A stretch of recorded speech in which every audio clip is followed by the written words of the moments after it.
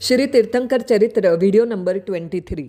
हमने अभी तक इस सीरीज में प्रथम तीर्थंकर श्री आदिनाथ भगवान का चरित्र पहले 16 वीडियो में देखा। बाद में आगे के तीर्थंकर प्रभु के चरित्र शुरू करने से पहले हमने पंचकल्याण के बारे में जाना और अभी हम आरोंग के बारे में जान रहे हैं।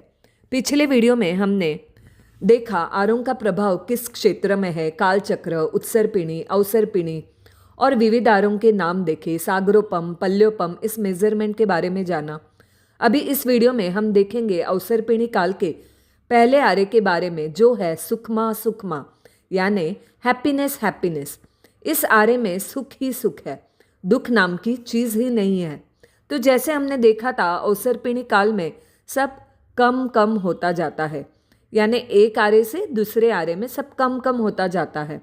उसी तरह अवसर्पिणी के हर एक आरे के अंदर भी आरे के शुरुआत से आरे के अंत तक चीज़ें जैसे हाइट है, एज है, कम होती जाती है। तो पहला आरा है सुखमा सुखमा। उसमें आरे के शुरुआत में मनुष्य की अवगाहना यानी हाइट 3 कोस जितनी होती है। 1 कोस यानी 3.5 किलोमीटर, यानी 3 कोस यानी आप सोच सकते हैं 10.5 10.5 किलोमीटर की हाइट वाले मनुष्य होते थे, यानी लोगों की ऊंचाई बहुत ज़्यादा थी, जो आरे के अंत तक कम होते होते 2 कोस जितनी हो जाती है। यानी जो ये पहला आरा है सुखमा सुखमा, वो 4 कोटा कोटि सागरोपम का होता है। तो 4 कोड़ा कोड़ी सागरोपम का है, तो आरे के शुरुआत में जो हाइट होगी वो है 3 कोस और आरा ख़त्म होते होते कितनी रह जाती है, तो 2 कोस। और फिर जब सेकंड आरा स्टार्ट होता है तो वो 2 कोस से स्टार्ट होगा। यानी जब हम सेकंड आरे के बारे में जानेंगे तो वहाँ पे लोगों की हाइट रहेगी 2 कोस जितनी। तो पहले आरे में स्टार्टिंग में हाइट है 3 कोस और आरा ख़त्म होते होते 2 कोस जितनी हाइट रह जाती है। और अभी बात करते हैं आयुष्य, एज। तो जो अभी हम 5वें आरे में है, तो जैसे ज़्यादा से ज़्यादा एज 100 साल की, 100 साल की है। तो यहाँ पे पहले आरे में आरे के शुरुआत में एज 3 पल्योपम, हमने पहले ही देखा पल्योपम यानी क्या। तो आरे के शुरुआत में एज 3 पल्योपम और आरा अंत होते होते 2 पल्योपम जितनी एज। अभी ये पल्योपम ये हमने लास्ट वीडियो में देखा, लाइक अनकाउंटेबल, हम तो काउंट भी नहीं कर सकते, पर केवली भगवान गिन सकते हैं। तो इतनी एज रहती है, स्टार्टिंग में 3 पल्योपम और आरा अंत होते होते 2 पल्योपम जितनी। उसके बाद पसलिया यानी रिब्स, तो वो आरे के शुरुआत में 256 जितनी रहती है और अंत होते होते 128 यानी 128 जितनी होती है। बाद में सहनन यानी हड्डी की रचना, शरीर के संगठन विशेष को सहनन कहते हैं। सहनन 6 प्रकार के होते हैं। तो इस पहले आरे में लोगों का सहनन वज्र ऋषभ नाराज सहनन होता है, यानी वज्र के समान दृढ़, एकदम स्ट्रॉन्ग, यानी नीचे भी गिरे तो उनको फ्रैक्चर ना हो, ऐसे उनकी हड्डी की रचना रहती है। अभी उनका संस्थान यानी शेप ऑफ बॉडी, शरीर के आकार विशेष को संस्थान कहते हैं। वो भी 6 प्रकार के होते हैं। तो यहाँ पे सुखम सुखम आरे में समचतुरस्त्र संस्थान यानी सामुद्रिक शास्त्रोक्त शुभ लक्षण युक्त शरीर को कहते हैं समचतुरस्त्र संस्थान। जो सबसे बेस्ट वाला वो सुखमा सुखमा आरे के मनुष्यों का रहता है, एकदम बेस्ट, मतलब पूरे शरीर पे कहीं पे एकदम मोटा, कहीं पे पतला, ऐसे नहीं, तो वो लोग एकदम अच्छे शेप वाले रहते हैं। यानी हमने देखा उनका सहनन वज्र ऋषभ नाराज सहनन रहता है, उनका संस्थान समर चतुरस्त्र संस्थान रहता है। शरीर का वर्ण सूर्यवत होता है। ये लोग अत्यंत रूपवान, सरल स्वभाव वाले, मंद कषाय वाले होते हैं। बाद में इनका जन्म, तो ये आरा युगलिक काल भी जाना जाता है, जहाँ तिर्यंच युगल भी उत्पन्न होते हैं, जो परस्पर वैर भाव से रहित, यानी उनमें वैर भाव नहीं रहता है, क्रूरता रहित, मंद कषाई होते हैं तिर्यंच भी। तो ये आरा युगलिक काल भी जाना जाता है। इस काल में बच्चे ट्विंस जुड़वा पैदा होते हैं, एक लड़का और एक लड़की, पहले पुरुष और बाद में स्त्री। इस तरह से जुड़वा बच्चे पैदा होते हैं, यानी एक साथ जन्म लेते हैं, साथ में ही बड़े होते हैं और बड़े होने के बाद दोनों आपस में ही शादी कर लेते हैं। और जैसे ऊपर देखा उनकी लाइफ स्पैन कितनी है यहाँ पे, तो 3 पल्योपम इतनी बड़ी होती है। तो लाइफ के यानी आयु जब सिर्फ 6 मंथ 6 महीने सिर्फ उनकी आयुष्य बाकी रहती है, शेष रहती है, तब जाकर वे एक युगल को यानी वापस ट्विंस को, पुत्र पुत्री को जन्म देंगे। और सिर्फ 49 यानी 49 दिन ही वो ट्विंस का वो लोग क्या करते हैं, पालन पोषण करेंगे। और इतने दिन में वो ट्विंस होशियार और स्वावलंबी हो जाएंगे। उसके बाद मृत्यु भी दोनों को साथ में ही आती है। और उस समय पहले स्त्री की मृत्यु और बाद में पुरुष की मृत्यु। और मृत्यु भी कैसे, तो स्त्री को छींक आती है और पुरुष को उबासी आती है और बस उनकी मृत्यु हो जाती है और वो काल को प्राप्त कर लेंगे।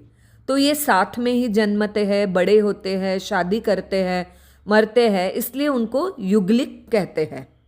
तो युगलिक ये हम पहले 3 आरे में देखेंगे। बाद में ये गति करके यानी मर के काल करके कहाँ जाएंगे, तो नियमा यानी कंपलसरी देव गति में ही जाएंगे। तो पहले आरे से मर के वो लोग जो भी इंसान है, मनुष्य है, वो कंपलसरी कौन से गति में जाते हैं, तो देव गति में ही जाते हैं। बाकी कोई भी गति में नहीं जाएंगे, क्योंकि उनके कषाय बहुत मंद है, उनके कषाय मंद है। वह धर्म भी नहीं है, भगवान भी नहीं है, पर साथ साथ में यानी उनके जीवन में ही धर्म है, ऐसे आप समझो। साथ साथ में वो क्रोध रहित है, ईर्ष्या रहित है। जैसे अभी हम देखते हैं कोई बहुत धर्म भी करे पर वो क्रोध वाला है इंसान, या बहुत ईर्ष्या करता है या अभिमानी है, तो यहाँ पे कैसे धर्म नहीं है, भगवान भी नहीं है, पर वो मंद कषाई है, वो क्रोध रहित है, ईर्ष्या रहित है, निरभिमानी है, निर्लोभी है, लोभ नहीं है उनको, और अधर्म के त्यागी है, अधर्म त्यागी होती है। इसलिए आयुष्य पूर्ण होने पर निश्चित ही देवगति इनकी होती है। इस समय में आर्य में लोग कुछ काम नहीं करते। उस समय उनको अस्सी मसी और कृषि का व्यापार नहीं करना पड़ता है। अकर्म भूमि के मनुष्यों की तरह उनकी सभी इच्छा 10 अलग अलग कल्प वृक्षों से यानी विश ट्री से, कल्प वृक्षों से पूर्ण होती थी। तो 10 कल्प वृक्षों के नाम और कार्य इस तरह से है। एक पानांग या मध्यांग, ये कल्प वृक्ष मधुर 6 प्रकार के स्वाद युक्त 32 प्रकार के पेयों को देते हैं, ड्रिंक्स पेयों को देते हैं, पानांग कल्प वृक्ष। दूसरा है तुर्यांग कल्प वृक्ष, तो लोगों को एंटरटेनमेंट के लिए तो ये संगीत और विविध वाद्य यंत्र जैसे वीणा, मृदंग, शंख, ये कैसे वाद्य यंत्र है, तो विविध प्रकार के वाद्य यंत्र, म्यूजिकल इंस्ट्रूमेंट इत्यादि ये क्या करते हैं, प्रदान करते हैं, जिसका नाम है तुर्यांग कल्प वृक्ष। तीसरा है भूषणांग या मण्यंग कल्प वृक्ष, ये इच्छित आभूषण अर्थात जेवर देते हैं, भूषणांग कल्प वृक्ष। चौथा है वस्त्रांग या जिसे बोलते हैं अनग्न, वस्त्रांग कल्पवृक्ष, ये उत्तमोत्तम वस्त्र देते हैं। पांचवा है भोजनांग, नाम से ही पता चलता है भोजन, भोजनांग या जिसे चित्र रस भी बोलते हैं, तो ये स्वादिष्ट और 16 प्रकार के व्यंजन भोजन प्रदान करते हैं, जो है भोजनांग कल्पवृक्ष। छठा है आलयांग या गेहाकार, ये क्या करते हैं, ये कल्पवृक्ष निवास के लिए, रहने के लिए सुंदर महल या घर प्रदान करते हैं, जो है आलयांग कल्पवृक्ष। सातवां है दीपांग या दीपशिखा, ये घर के अंदर प्रकाश के लिए दीपक या चमक प्रदान करते हैं, दीपांग कल्पवृक्ष। आठवां है भाजनांग या भृतांग, ऊपर हमने देखा भोजनांग, वो भोजन देते हैं, तो भोजन किस में खाना है, तो ये स्वर्ण और रत्नों से बने बर्तन और थाल देते हैं, भाजनांग कल्पवृक्ष। नौवां है मालांग या चित्रांग, ये सुगंधित पुष्पों की मालाएं देते हैं, मालांग कल्पवृक्ष। 10वां है तेजांग या ज्योतिष्क। तेजांग कल्पवृक्ष ये सूर्य के भांति प्रकाश देते हैं, यानी प्रकाश देने वाले दो, एक ऊपर हमने देखा दीपांग जो दीपक की तरह माइल्ड रोशनी देता है, और तेजांग ये सूर्य की भांति प्रकाश देते हैं। इस तरह इस काल के मनुष्य पुरुषार्थ नहीं करते थे और अपनी सभी इच्छा इन 10 कल्पवृक्षों से पूर्ण करते थे। उनको आहार भी करने की इच्छा थी, तो उनको आहार करने की इच्छा भी कितनी होती है, हमारी तरह बार बार नहीं, तो 3 दिन में एक बार, वो भी कितना खाते हैं, तो तुअर की दाल जितना, और वो 3 दिन तक तृप्त रह जाएंगे। यानी आप सोचो कितना न्यूट्रिशियस, पौष्टिक, सात्विक आहार होगा वो, जो आज जैसा नहीं फर्टिलाइज़र केमिकल युक्त है। तो उनको आहार करने की इच्छा 3 दिन के अंतर से होती है।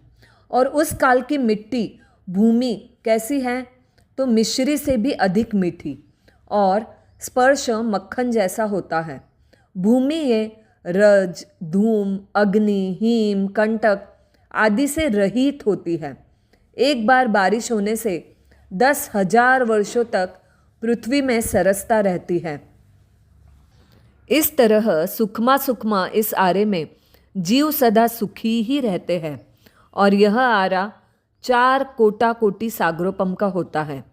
सागरोपम यानी क्या, ये हमने इसके पहले के वीडियो में देखा है।